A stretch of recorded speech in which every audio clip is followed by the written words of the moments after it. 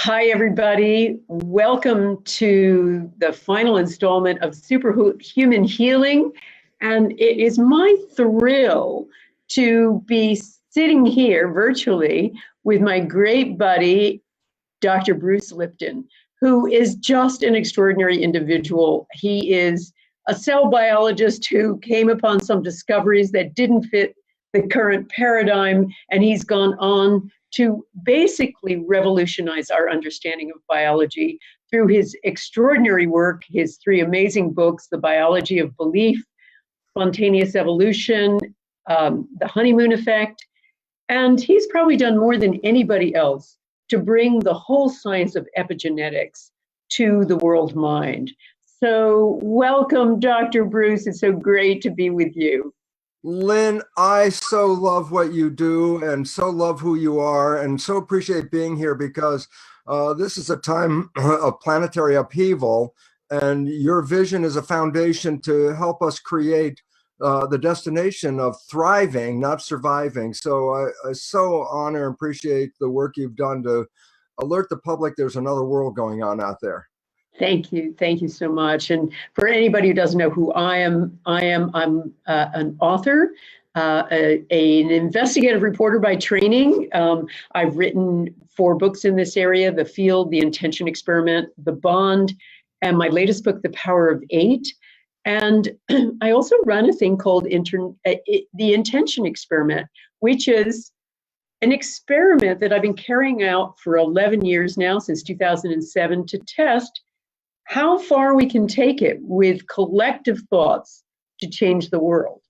And I've run 33 of these experiments, everything from trying to make seeds grow faster, to purifying water, to lowering violence in war-torn area, to even healing someone of PTSD.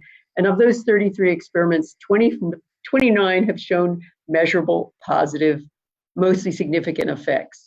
So there's no pharmaceutical drug out there that's as powerful as the mind. So that's really where we're going to start taking this, Bruce. So you've written so much about the idea that that biology has it completely wrong about the idea that the gene is the thing, and the gene is the determinant and the blueprint of our health. Do you want to just speak a little bit to that?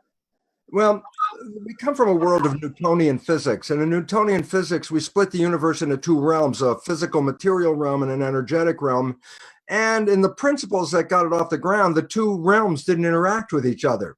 So if you want to understand a human, that's the physical side, then you have to take it apart like a machine. It's physical. Try to see how the pieces work together, then explain the process. So when they were looking at the nature of heredity, the first thing they said is, well, there must be something physical in there that controls all of this. And immediately the myopic focus said, let's take it apart and find that piece that controls heredity. And they took it apart and got down to the DNA as the blueprint, and then made the biggest mistake in the world, because they came across the idea that if you split a DNA double helix into a single helix, and then put that into a beaker of building blocks of DNA, just so they're building blocks, and you put in a single helix, when you pull it out after incubating it, it's back into a double helix. And you say, well, what was the meaning of that? And they said, DNA controls itself, so that when you want more DNA, the DNA just splits and then doubles. And all of a sudden they said, well, if DNA controls itself and DNA was associated with the characters of life, then all of a sudden they gave a character to DNA, that DNA could turn on and off and control all of us. And it's like, well, the first thing is this: let's simplify and get right to the core. And the idea is this: DNA is a blueprint. That's exactly what it is, a blueprint to make the molecules of the body called proteins, which give us our structure and our behavior. So they say, oh, so DNA controls this. And that's where we, went off on the wrong track, because they say, well, DNA controls itself. It's going to control everything. The point about it is very simple, and that is this: DNA is a blueprint. Fact. I say, why is it relevant? I say, well, you go into an architect's office and she's working on a blueprint. You ask her, you say, is your blueprint on or off? And then she'll look at you like, what, are you crazy? It's a blueprint. There's no on and off. And I go, precisely. A gene is a blueprint. The idea is we gave the blueprint what is called self-actualization. We gave the blueprint the power of controlling itself, when it turns out this is not true. It's controlled by the environment. And why this becomes important is very simple, and I'll make it short here. It's simple. If DNA controls itself, and DNA turns on and off all by itself, then the conclusion is simply this: we are victims of our heredity, meaning whatever the genes are, that's what we're going to be. We have no choice. We can't change the genes. We don't control the genes in that belief. And therefore, we see ourselves as victims of what's running in our family: cancer, diabetes, heart attacks. We say, oh, I'm a victim of genes. And that makes you powerless. And I go, yeah, but now we know that the gene is a blueprint, and there's a contractor, which is what we're going to talk about, who reads the blueprints and who can change the blueprints, and it's connected to the environment and our perception. I say, so what's the relevance? I say, the old belief, genetic control, means control by genes. The new belief, epigenetic control, is a revolution, because epi means above. So when I say epigenetic control, I'm actually saying control above the genes. And now we find that it's our consciousness and our perception and the field that we live in. And I say, relevance? We can change our consciousness. We can change our perception. We can change our field. And all of a sudden I say, wait a minute. Then all of a sudden we have the power to control. And I go, yes. And that's the difference between genetics, I'm a victim of genes controlling me, to epigenetics that says I can change my environment, my thoughts, my beliefs. And as I do that, I change my biology. And that means empowerment. Absolutely. I mean, you said so many great things there, Bruce. Just this whole idea that science had these two visions, that there was a science for the large, big visible things like bodies, and a science of the tiny, the quantum world. And that somehow little things like subatomic particles, suddenly, once they realized they were part of a bigger whole, like a body, they started behaving themselves. They stopped acting according to the weird effects of the quantum world and started acting according to Newtonian rules. And that always seemed to me, as a non-scientist, absurd. And of course, now we're starting to recognize it is absurd, that there aren't two rule books, and there's not a grand rules of the game for the big stuff, and for the little stuff, there's just one big rule book for life. And as you say, I also had to laugh at people like Richard Dawkins, who never could explain adequately to me how DNA could create cell differentiation. How come a cell, when we start out as one little cell and then a divided cell when we get fertilized, et cetera, how can the bits of the cells as they're dividing figure out, oh, well, that's got to be an arm and that's got to be a leg?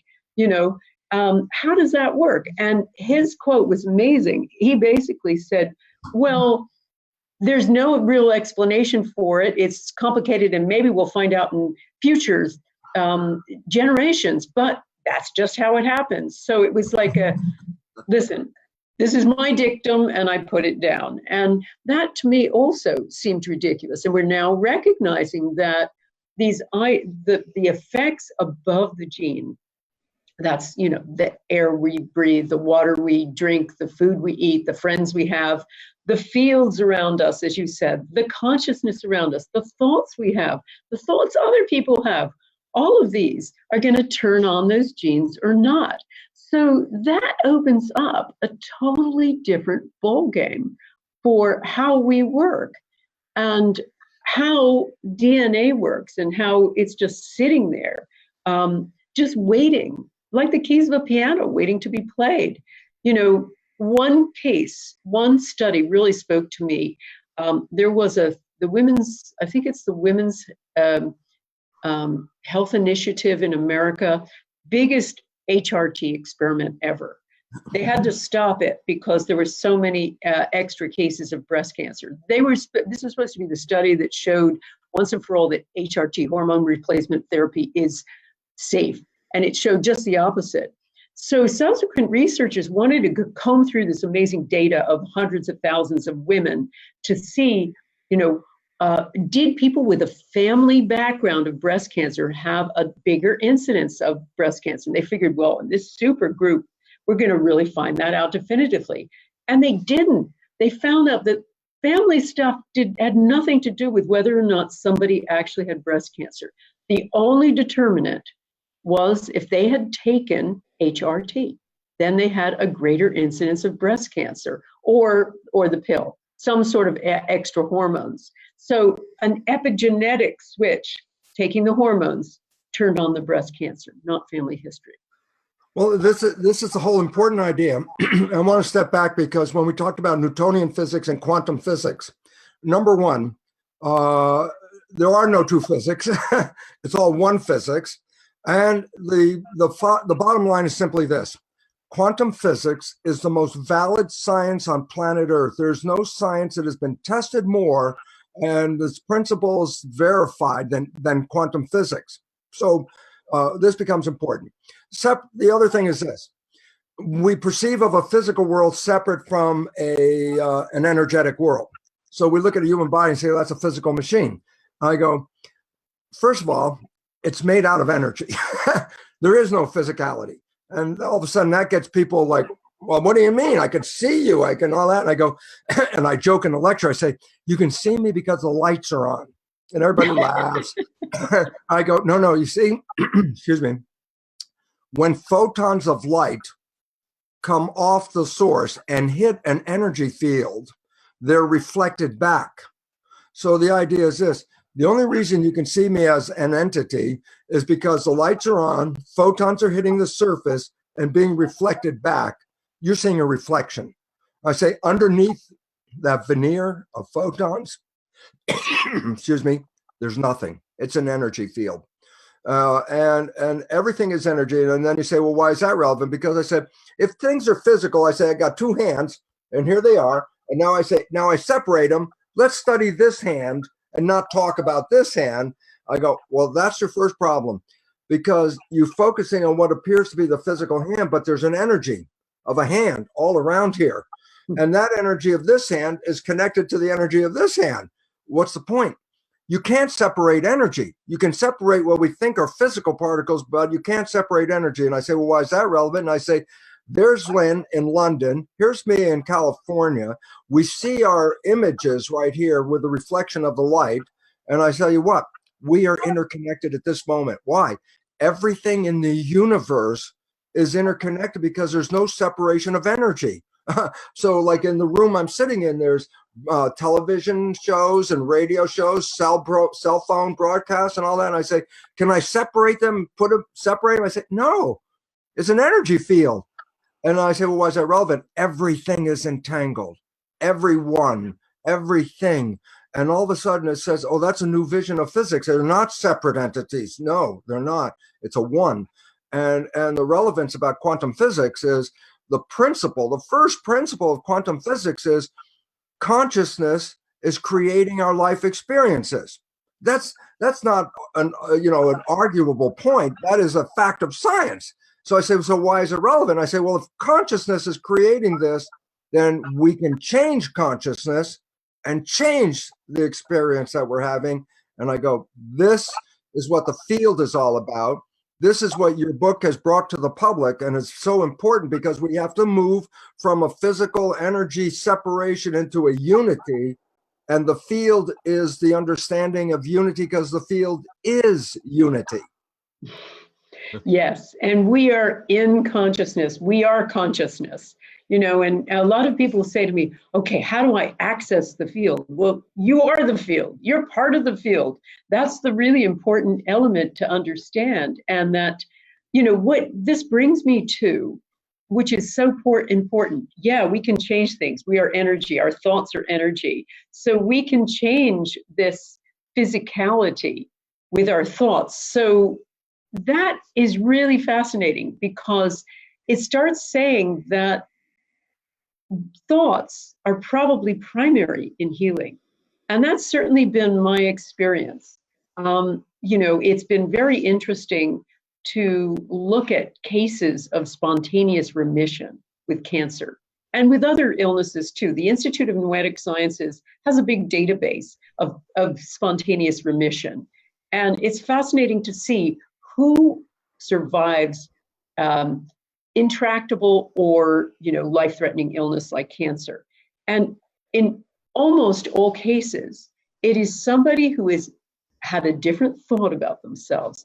They have changed their ideas about themselves. Oftentimes, they're people, they develop these illnesses because, and particularly cancer, because they get to the point where they feel there's no more hope. They feel that life's never going to get any better. They've lost the joy. They feel like a trapped rat. It's just not going to get any better. When they change that thought and they decide to live a life that is the life they chose for themselves, that they want, to live a life that's engaging and purposeful, then the illness tends to disappear. And that to me is amazing because it suggests that the best medicine of all is our thoughts. And it certainly is my experience in Power of Eight groups. And in my masterclass, which I run every year, a year-long course, I put people into groups of 8 and I monitor them for a whole year. We watch what happens to them. And the very act of continuously not just thinking thoughts for themselves, sending intention to themselves, but sending intention to other people is itself strengthening, empowering, etc. As they see people getting better, as they themselves get better, they suddenly realize they are in control, exactly what you said. But to watch some of this stuff, Bruce, the weirdest thing of all for me, and the hardest thing for me to digest, was when I'm in a conference, for instance, and I run Power of Eight groups. People get healed in 10 minutes. I mean, there are people who have terrible knee problems and they, are scheduled for a knee replacement and they suddenly do a deep squat, as someone did recently, afterward. And this completely freaks me out. It certainly freaked me out for a long time. So I didn't want to write about it. I just wanted to observe it and try to figure out what the heck was going on here. But it really suggests that field group, that idea that you talked about, the field effect, is a really powerful thing too, because here's a group all intending for someone to get better, and they do. Do you want to speak to the field ideas you spoke about before? Yeah. Now, the interesting thing about the new biology is that how we perceive the world is actually controlling our genetics and our behavior and our life experiences. And then, as you mentioned, if you change how you perceive the world, then you immediately change the quality of the life that you have. Now, the problem is most people have great wishes and desires of things that they want and then struggle through life trying to get their health or happiness or whatever it is. And they work and they work and they're struggling and they can't seem to get there. And then they feel like they're victims. And once they own victim, they give up. A victim means I'm powerless. And the moment I own victim, I'm going to have to look for somebody else to help me, when we ourselves are creating this. Now, in the Power of Eight, the question is this: how can other people influence you if I'm in the middle and there's all the 7 other people around me? How can they influence me? Well, that all of a sudden changes and says, how our thoughts, remember our consciousness is creating this, and I say, well, our thoughts are going to influence this person in the middle of the group. I say, how can that happen? And then the first thing that's really important is he said, well, my thoughts are in my head. I go, yes, I put wires on your head. It's called electroencephalograph. I read your brain activity and go, yeah, that's what's going on inside my head. And I go, there's a new technology called magnetoencephalograph, not electroencephalograph. And I say, it reads your brain activity. And I go, yeah, just like EEG, but the probe for reading magnetoencephalograph does not touch the individual's head. The probe is outside. You have to stop right there. And the most important fact that just happened is I'm reading your brain activity, your consciousness from out here. How can that be? And the answer is because your consciousness is not contained inside your skull. Your consciousness is being broadcast out to the field. So everybody is like a tuning fork, broadcasting a vibrational frequency. Now, if I have 8 tuning forks all thinking different thoughts, then I have 8 different vibrational frequencies flying around. But if I can say, let's focus on one thought, and then all of the people in the community, in that group, their tuning forks are now tuned to the same thought. There's power. An individual thought got little power.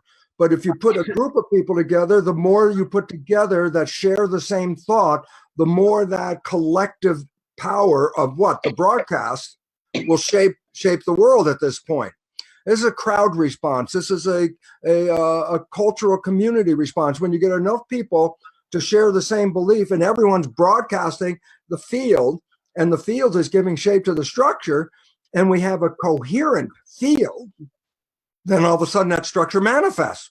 So you want war or peace? I say, well, I want peace. I say, well, go out in the street and say you want peace and see if you find it. And the answer is probably not, because all the other tuning forks around you are probably looking for the war in some sense of the propaganda.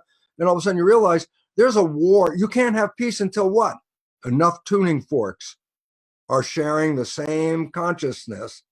And that field becomes so powerful because, let me give you an Einstein quote. This is powerful.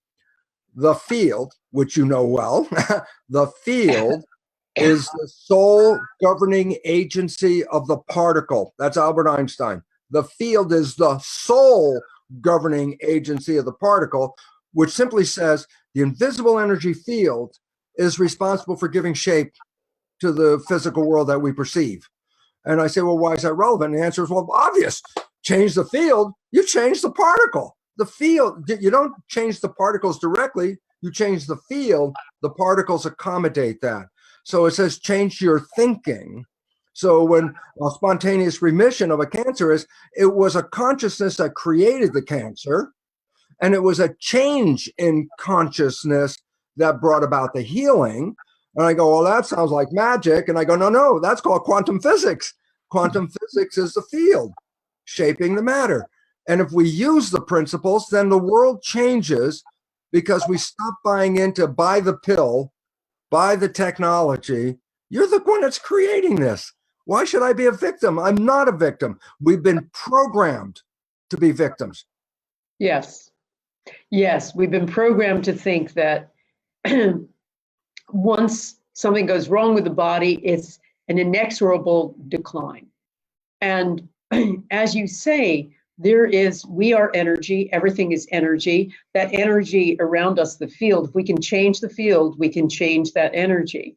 And this is something that's really been interesting to me. And really the focus of my work most recently is just the power of community in affecting this kind of healing. I mean, when the Power of 8 group started happening, and I started looking into that, I was obviously really interested in, okay, how could this work? And there were a lot of things that came into it.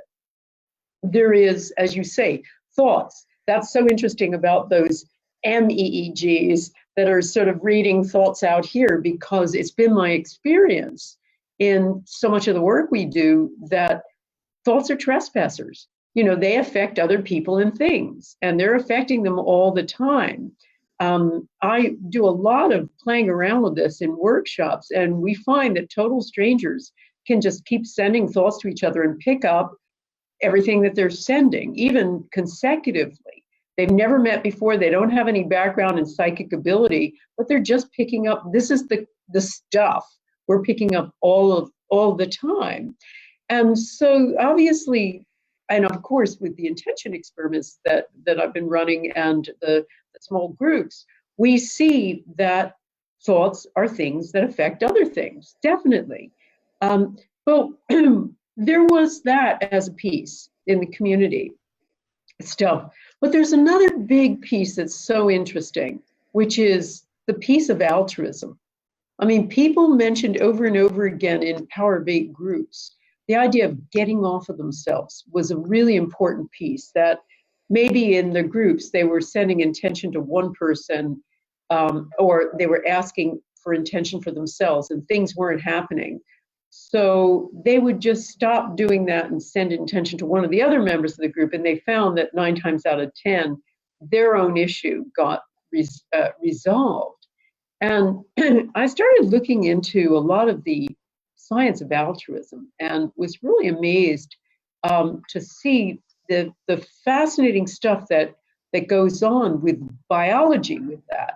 One of the really interesting studies was a study of people who were very self-serving and pleasure-seeking.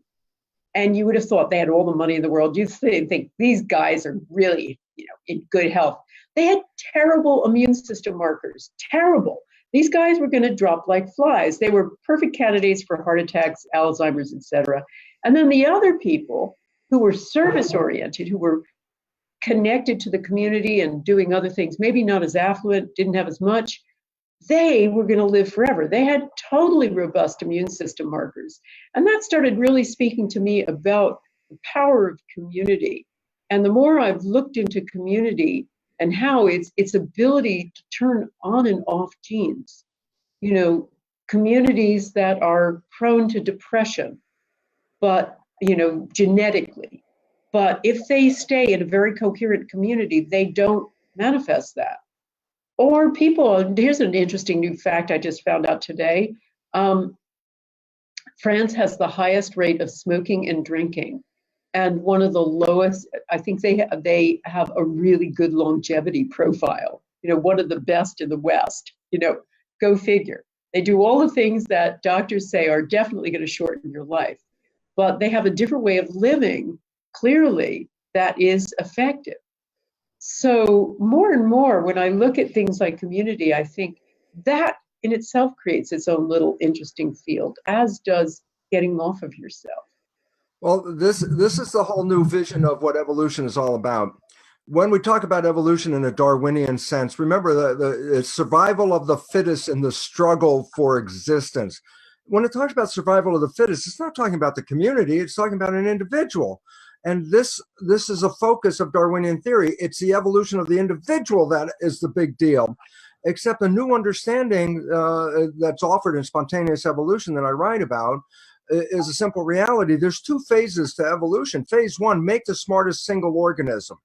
And so you make the smartest amoeba, or you make the smartest human. I said, then you got the smartest one, then what? And I say, evolution stops if my goal is to make the smartest one, and I make the smartest one. You say, well, evolution's ended. I go, no, that's phase one. Phase two is when you make the smartest individual. The next level is to bring together a community of smart individuals, and that's called it gives us emergence. So think about it this way. Texas Instruments creates a chip, just one chip. What does it do? Well, you can tell time with it. So we have a digital watch with one chip. I say, yeah, but what about that? I say, well, once you take one chip and you start adding other chips and you start putting all the chips together, then what did you create? A computer. I go, so the first level was to create the chip. The second level was to assemble the chips into a community, which then creates the computer, which far exceeds a watch. And the idea is, so in human evolution or in animal evolution for itself, each of us is like a chip. But the higher evolution is not just the individual, I am the chip. The higher level of evolution is the community of chips that come together. So evolution has two phases. Phase one, make the smartest individual. Phase two is make a community of those. So let's say back a long time ago, there were bacteria. What did they create? An amoeba, a new structure, the amoeba. And then the next phase was to make the smartest amoeba you could make. And then when you got the smartest amoeba, guess what? Then you can't make it any smarter. Evolution ended. And then guess what? The amoebas came together in a community. So when you look in the mirror and see yourself as a single entity, no, you're a community of 50 trillion amoebas sharing a world. And I say, look at the difference between one amoeba and a human, but we're all made out of amoebas. And I go, what's the difference? I say, well, that's the human, like the amoeba, created the smartest human, but after that was to put the humans together in a community.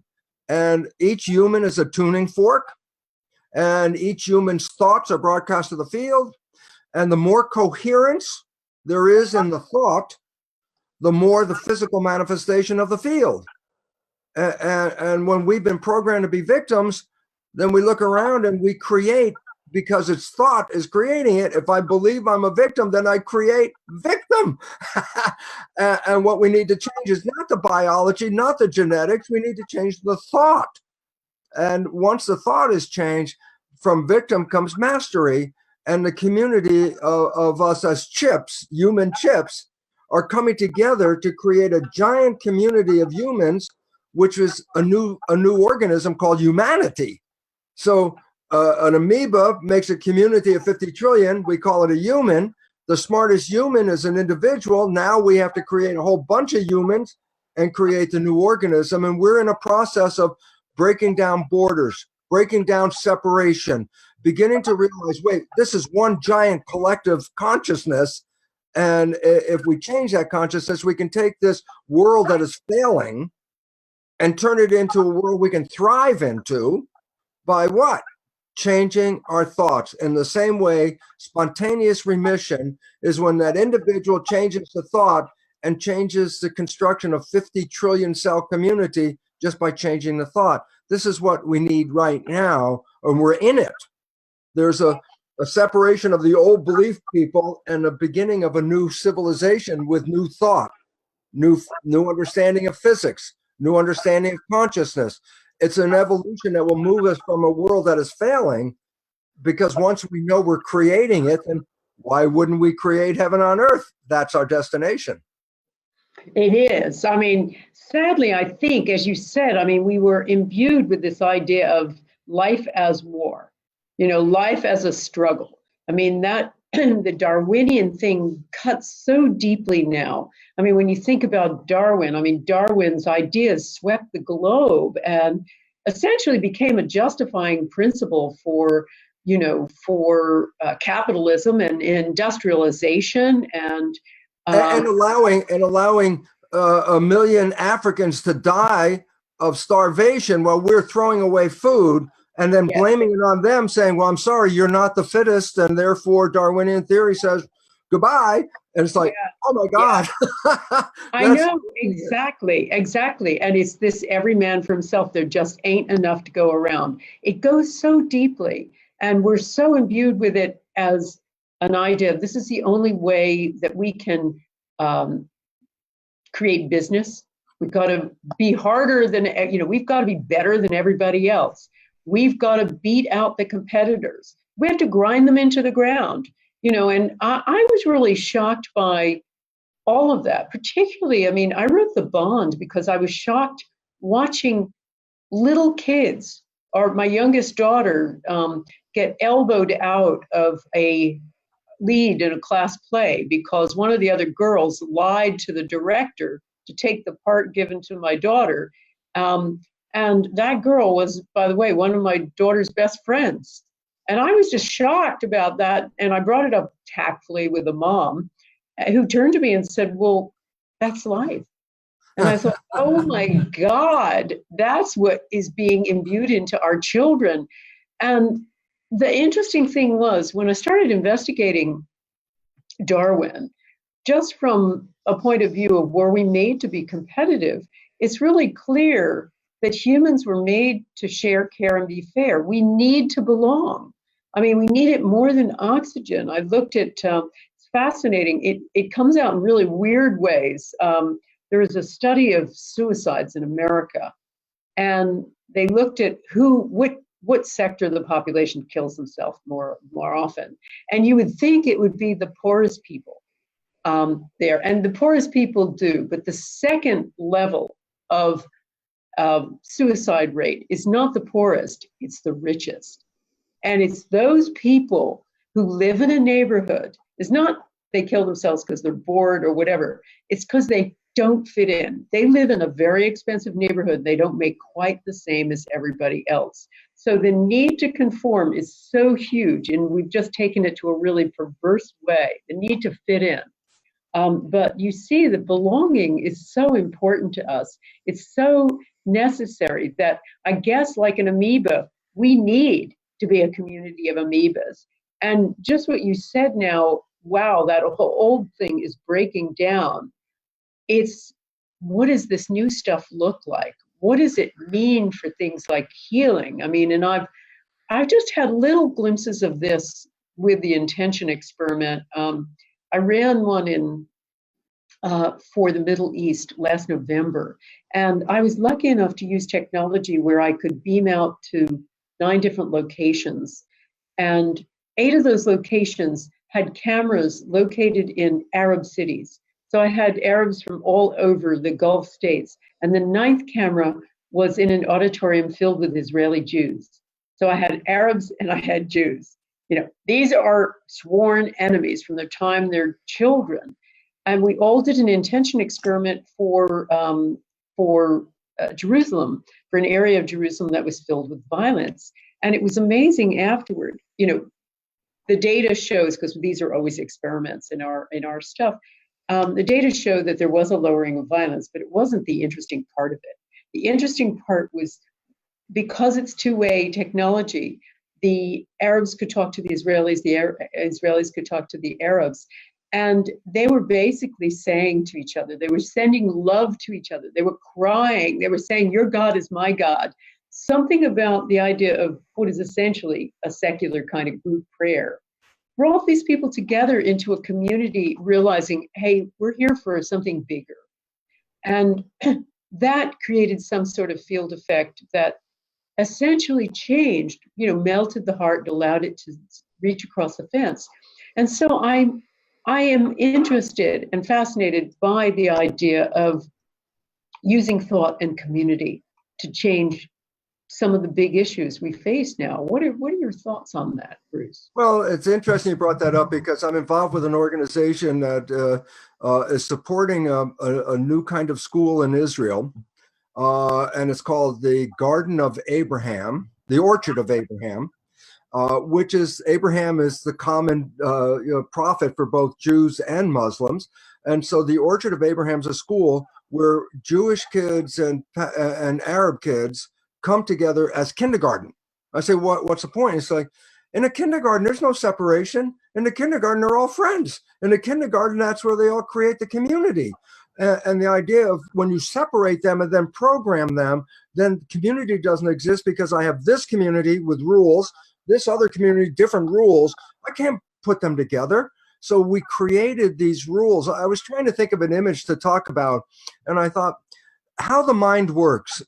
And I say, consider like a slide projector, an old-fashioned thing.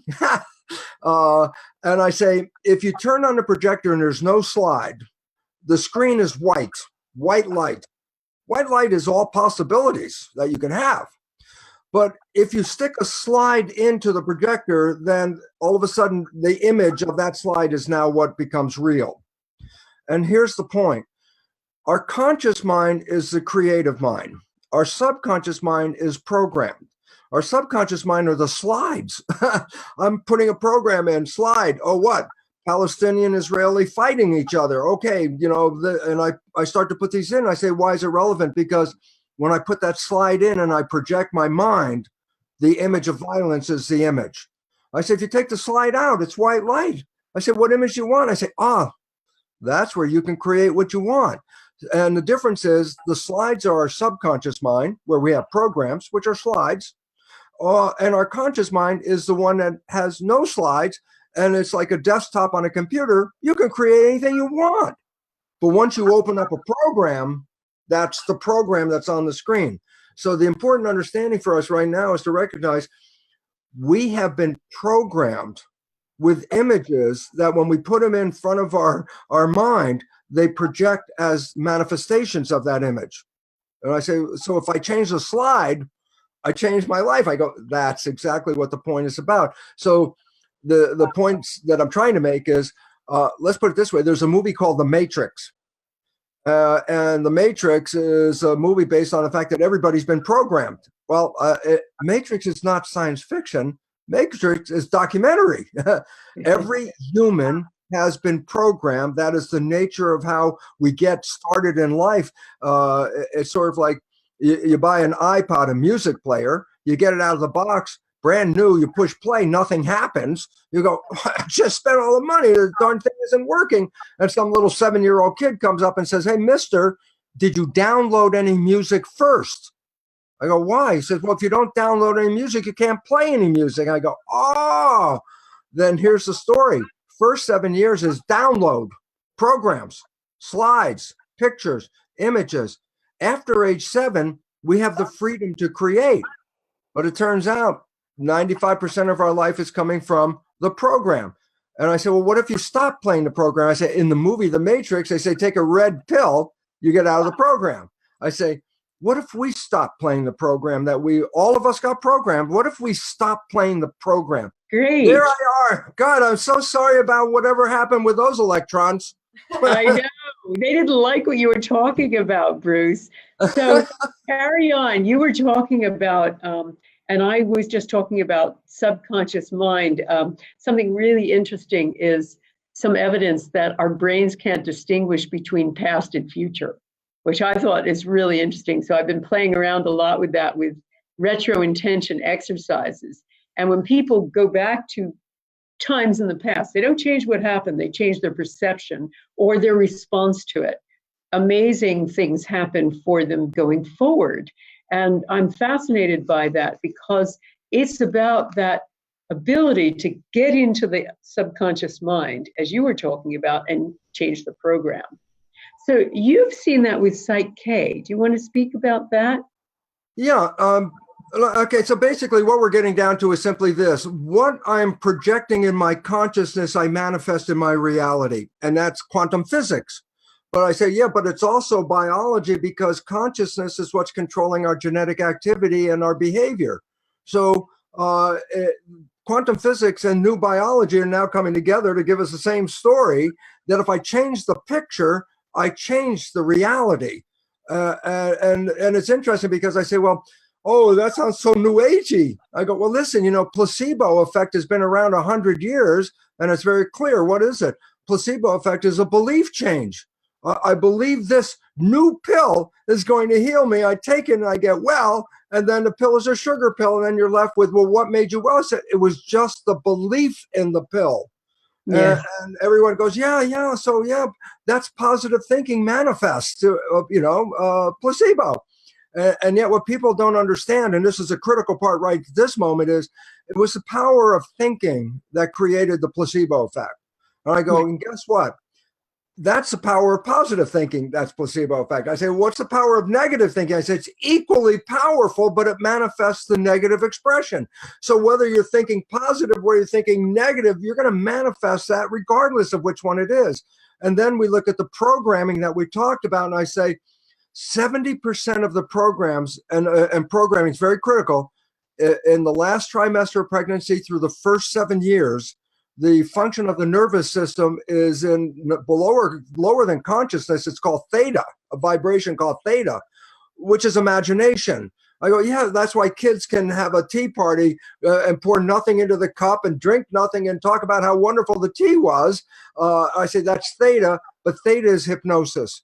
And the idea is, it's sort of the iPod story. If I don't put a program in, then I can't play anything. And then we put the programs in, and then we find out 70% or more of those programs are disempowering, self-sabotaging, limiting beliefs. I go, well, if 70% of your programs are negative and negative thinking is equally power to positive thinking, then what do you think the consequence on your life is? And the answer is struggle. And we struggle. Why? Because we're trying to override our own programs. And since most of them are negative, we struggle. And then I go, well, here's the biggest problem for people out there. They should not recognize it as this. The conscious mind is a creative mind connected to our spirituality. I can create any vision I want, heaven on earth, hell on earth. I can create what I want. And I say the subconscious mind is programs autopilot. And a lot of people think, oh, subconscious is evil. And I go, no, subconscious isn't evil. Think about this. When did you learn how to walk? Before you were 2 and you're still walking? All right, subconscious mind. And so subconscious mind is quite useful, except if you program it with negative things, then it manifests negative things. And you want to say, well, all of us have been programmed, yes. And I say, and what happened when we fell in love? Honeymoon. I said, your life could be blah, blah, blah, blah, blah. And then one day you meet this person, 24 hours later, you're going, wow, life's beautiful, life's great, heaven on earth, love is wonderful, the food's great, the music. And I go, wait, 24 hours after you met this person, your whole life is a different experience? And now this is where science revealed that falling in love is like in the Matrix taking the red pill. The first time you stop playing the program. I say, what was the consequence of not playing the program? You say, you manifest heaven on earth. So I say, then the issue is we're playing programs and we don't see it. Now that is the critical part. It's called subconscious, below consciousness. I say, why should I be playing those programs every day? And here's the answer. So there's a reason. When you're thinking, consciousness is directed to the inside. A thought is not out here in front of me. A thought is inside. So I redirect consciousness. Instead of looking out, I redirect consciousness to look inside for a thought. And I go, but the moment consciousness is not looking out, then who's controlling your life out here? I say, autopilot. That's when the subconscious kicks in. It knows how to talk. It knows how to walk. It knows how to drive the car. It knows the job that you do because these are habits. And so I say, oh, so the moment you're thinking, the autopilot habit kicks in. I go, yes. And I go, how much of the day? 95% of the day is thinking. Conclusion, 95% of the day, you are not creating the life from conscious wishes and desires. You're recreating your program. And if the programs aren't good, then your life is a struggle, but you don't see it. And I go, why? Because consciousness is not watching when subconscious is playing. So 30 years, I give the same story, and here it is. You have a friend, you know your friend's behavior very, very well, and you happen to know your friend's parent. And one day you see your friend has the exact same behavior as their parent, so you want to tell your friend, you go, hey, Bill, you're just like your dad. And then you back away from Bill. Bill will go ballistic. How can you compare me to my dad? I'm nothing like my dad. And everyone laughs because they've seen this. I go, 2 profound points. Number one, everyone else can see that Bill behaves like his dad. The only one who doesn't see it is Bill. Explanation? Bill's consciousness is thinking, and he's automatically playing programs, so consciousness is not even observing the program. He's playing his father's behavior, and he's the one that doesn't see it. Okay? And therefore, he feels like he's a victim. Why? I want success, and look what I got. And then I go, so what's the relevance about this? And the answer is simply this, is that we are all Bill. What? Yes, every one of us, 95% of the day, is thinking. And when we think, all behavior is shifted automatically to subconscious, which is programmed by other people that we copied their programs, mother, father, community. So 95% of your life's not even coming from your own consciousness. It's coming from a program. Except the day you fall in love, you stop playing that program, and your whole world is completely different. People in love are healthy and vibrant, and they glow, and they go, I said, this is not an accident. This is actually stop playing the program and create what you want. And they do, and it's called the honeymoon. But then unfortunately, the honeymoon ends because thinking will come back in soon because you still have a job, you have to pay the rent, fix the car, and thoughts. And the moment thoughts come back in, guess what? The behavior that was hidden, the subconscious programming, 70% negative, which didn't play during the honeymoon, that's why it was heaven on earth. The moment thoughts come back in, those negative programs come up. And it's those negative programs that destroy relationships because they didn't play when the relationship was created. They show up later with negative behavior, and it's like, where did that come from? And so what's the message is very simple. We are creating from programs. The day we stop using the program is the day we manifest heaven on earth. And when we start thinking again, we actually go back default to the program, and then life returns to the way it was before we had heaven on earth. Yeah. Well, that's so interesting because I think it melds in with some of the things that I'm noticing in small group community groups, because in the act of doing intention, when they have to intend in groups in, say, my master class, people have to get off themselves. And what I found too is, when people are trying to manifest a new reality, The old programs do seep through. A woman called Andy, who was trying to get a new job. She had just got divorced. She had two small children, and she just couldn't manifest a new job. And she's a very talented and able person. And finally, in talking to her, I just finally said, Andy, just get off of yourself. Start intending for someone else in your group. And she's actually started intending for a young boy who tried to commit suicide, as did all of us. We did an intention for a couple of weeks running, and the young boy got out of the hospital in record time. And the hospital, the doctors were mystified. Maybe we did that, maybe we didn't. But the more important thing that happened, as far as I was concerned, the more interesting thing was that Andy suddenly got a job right after that. As soon as she got off of herself, maybe that program stopped. She had to think about something else. She had to think of something empowering. And I think what's been really interesting to me is looking at, as I say, the power of giving, the need to give we have that has been suppressed in us so much because of our Darwinian thinking, our Darwinian program. But, there was a guy called Samuel Oliner. I started to tell the story when we had our computer snafu. He was a Polish Jew during World War II, and he was 12 at the time. And a Nazi pogrom came in and murdered everybody in his town, including his parents, everybody but him. He hid in an attic. And he was able to escape and run through the forest barefoot and run until he came to a town he remembered, and went to a house he vaguely knew. And he knocked on the door, and Edwina opened the door and hugged him to her. She knew his dad when they went to school together. And she invited him in, and for 2 years she hid him. She was Christian, but she hid him.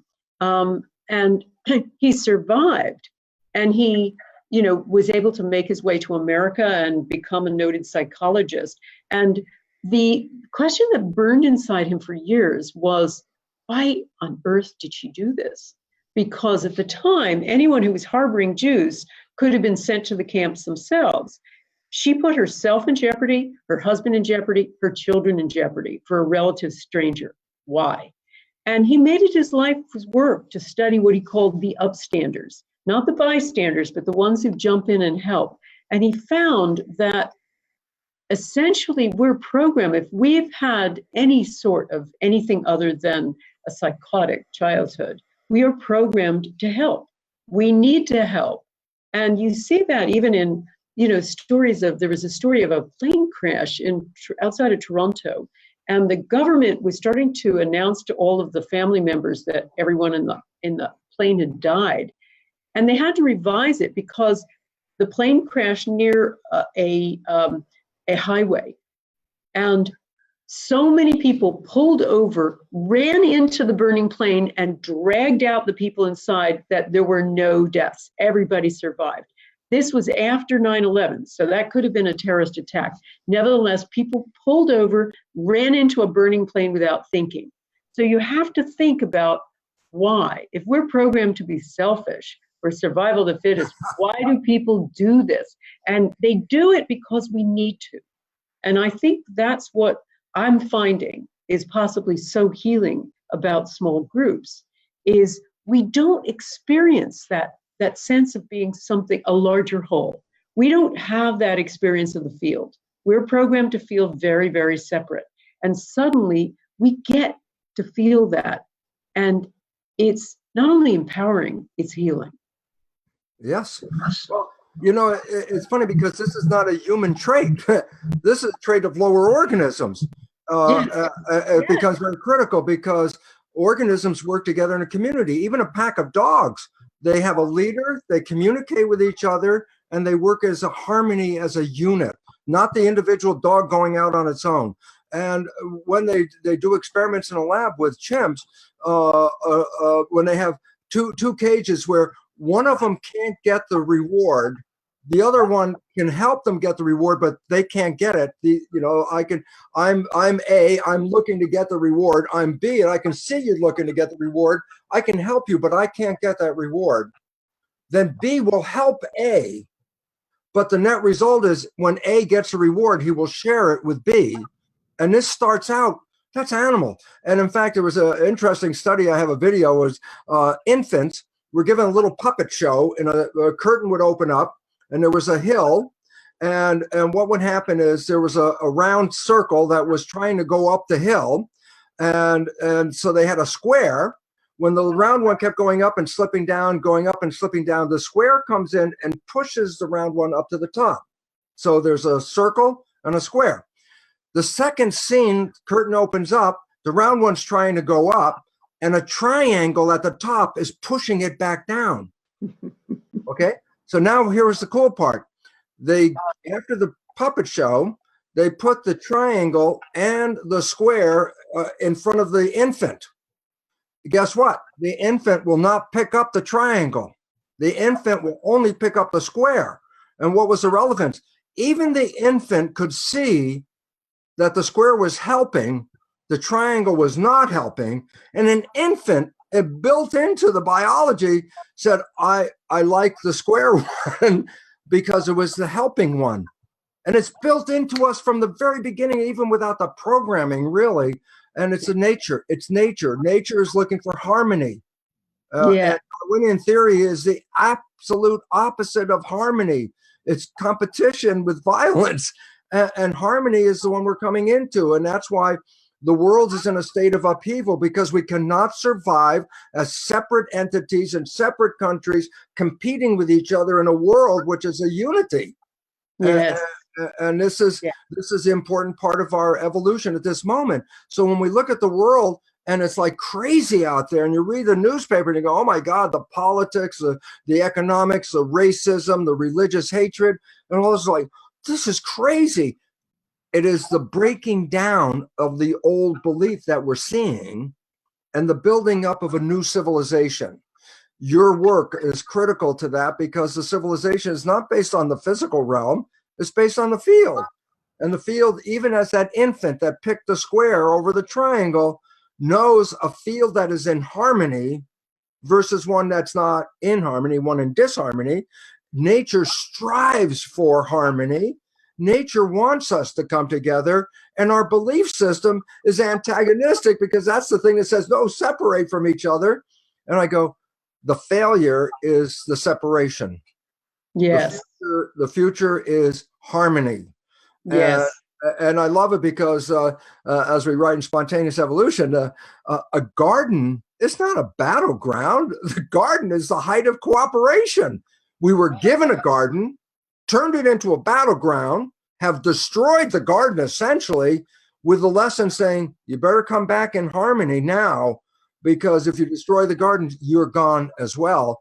And we're facing this. And so I just want people, you look at the world and look crazy, and I go, great. Because if it wasn't crazy and it was business as usual, we're facing the sixth mass extinction, which includes human beings. Within 100 years, we won't be here. Absolutely. This is the wake-up call. This is it now. Absolutely. And what can people do? If you were to say one thing they can do now for this, Bruce, what would that be? The one thing we can do now is to try and stay conscious long enough to manifest the conscious what we desire, rather than keep playing the programs. And then, of course, the important part about it is this: since it is a program, it is also reprogrammable. And I go, why is it relevant? I say, if we get the negative programming, competition, violence is acceptable, throw that out and put in wishes and desires, the ones that gave us the honeymoon experience. Wishes and desires created the honeymoon. I say, yeah, but if you made wishes and desires programs, then that means 95% of the day you would be manifesting wishes and desires without you even participating, because you'll be thinking, and the subconscious will manifest all your wishes and desires. Right now it is doing that, but the programming is so bad that what we're manifesting is destruction. But if we change those programs, then unconsciously we can manifest heaven on earth just as well. And that's a transition of programs. That's where we are right now. Get out of the old belief system. There's a new world. Quantum physics is taking out the Newtonian physics. Epigenetics is taking out genetics. All of it coming together to say we are powerful creators when we get the program out of the way. Absolutely. And what I've discovered in my work is it actually doesn't take, people think, oh, this is going to be long and hard. Maybe changing the world is going to take a little bit of time, but changing yourself takes very little time. I mean, sometimes I've seen it in 10 minutes, but it's about completely changing that consciousness. And that can happen, in my experience, far better in a small group. Maybe it's because we were meant to be that. Maybe it's because you do get off of yourself. My work is, I like to call it other help, because self-help, I start getting a little bit nervous about that, because all that focus on the self isn't really that great for you. But something about focusing on others, yes, something about intending in a group, doing something bigger than yourselves is hugely, hugely healing. And the piece that I'd like to see in there too, that I saw when I did my book, The Bond, the piece that's so missing from us now, we need to share and care, but we also need to be fair. There's something also programmed in us that we are generous. We want to give, but we expect a certain amount of reciprocity. And it's the fact that these things are not being reciprocated, that, where there's a game called the public goods game, and everybody gets dealt some money. Let's say they get $50 each. And the secret of the game is you have to put a certain amount into the pot that gets redistributed. And the secret of the game is the more everybody gives, the more everybody gets. But certain people, and most people are very generous, and then a couple of people aren't. That starts pissing off the rest so much that in subsequent rounds, they give in less and less till nobody's giving anything. And that's sort of where we are now. We're in a public goods game that no one wants to play. So we need to redefine that. And one of the powerful things that I say to people is, I can't expect people, it's hard to change your whole community. It's hard to completely change your government. You have the vote and that's about it. But what you can do is create a small group. And that group, what we are finding, what you're saying, what everybody in this area is basically saying, it's certainly part of my work, is you are hugely powerful. You change your thoughts, you change your life. You change your thoughts in a group, you really change. You change your community, you maybe even change the world. And I'd like to see little groups forming all over the place, just working on each other and their communities, and you wait and see how powerful and transformational and revolutionary that is. Bruce, I let us go a little over time because we had an interruption. I know, we could talk forever. A last word to say to anybody. What about some of the things coming up that you're doing? Do you want to talk about that? No, I'm just a happy kind of guy going out there and trying to wake people up, because it's time for personal empowerment. Knowledge is power. And a better phrase to make it more relevant is a lack of knowledge is a lack of power. And we have been systematically deprived of knowledge of who we really are. We have been programmed to be victims and manifest. And look what we've done. We created our own victimization. And yet we're creators. How do you explain that? And the answer is programming. If you get out of the programming, you are the creator of this world. And the changes, as you know, from spontaneous remission. How fast do these changes occur? Well, spontaneous remission means spontaneous. We can change the world the moment we collectively agree to a different world. And starting with small groups, I want to just add why it's important with a small group, is if you are alone and you think you're putting out the behavior to create what you want, and you don't realize that you're playing 95% of these negative programs from the subconscious, you can't see it. Because when the program's coming out, the reason it's coming out is your consciousness is busy. You don't even see that you're sabotaging yourself. But the beautiful part about coupling and then small communities is that if you say something that is like, well, I'm not that good at something, and somebody says, what did you just say? And we get feedback to hear what the things that we say unconsciously, that brings us back to consciousness. As long as we're in consciousness, we're creative. Once we, let go and default into subconscious, the program is engaged. And since most of the programs are not really supporting us, there are two things. A, stay conscious, and then don't resort to going to the program. And B, more importantly, is rewriting the programs, which is a doable thing. And I just want to close because people say, well, I got programmed when I was in the last trimester of pregnancy, when I was 0, 1, 2. I have no idea what the program is. So to help people at this instant, the fastest thing is this.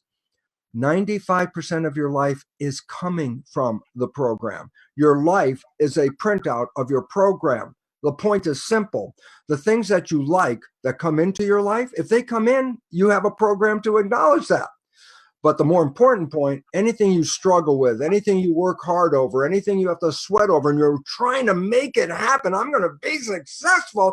Why are you working so hard?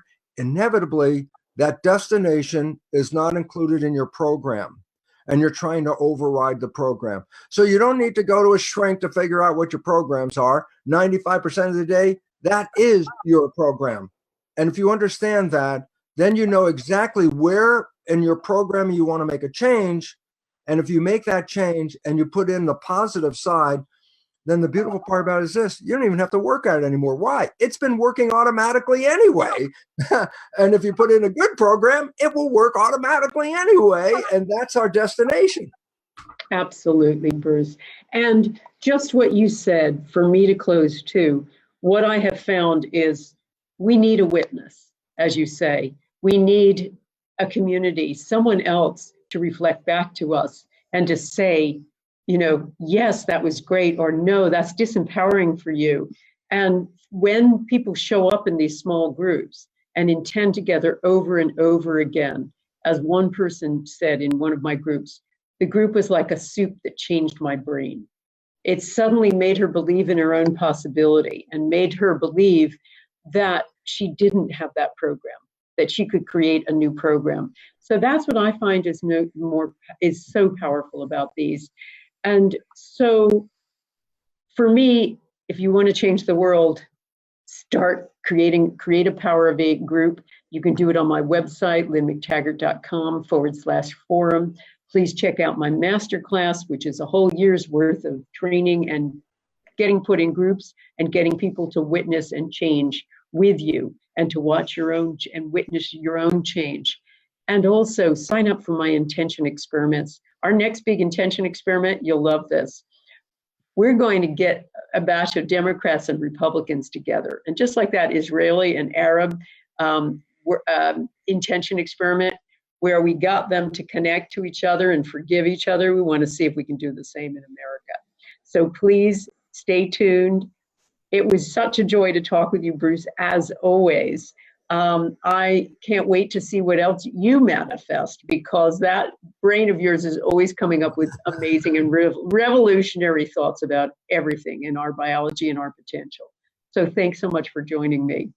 I want to thank you for the opportunity to talk to your wonderful audience, because all of us are in this together, and knowledge is power. And between the things that we offer, we're really giving an opportunity for people to take power back and re-empower their creativity, because it could be heaven on earth every day on this planet. Once the programs are the bad ones are chucked out, new ones are in. You could wake up every day and go, God, I'm in heaven. I go, don't wait to die. Heaven is here when you're ready to create it, because it's kind of beautiful.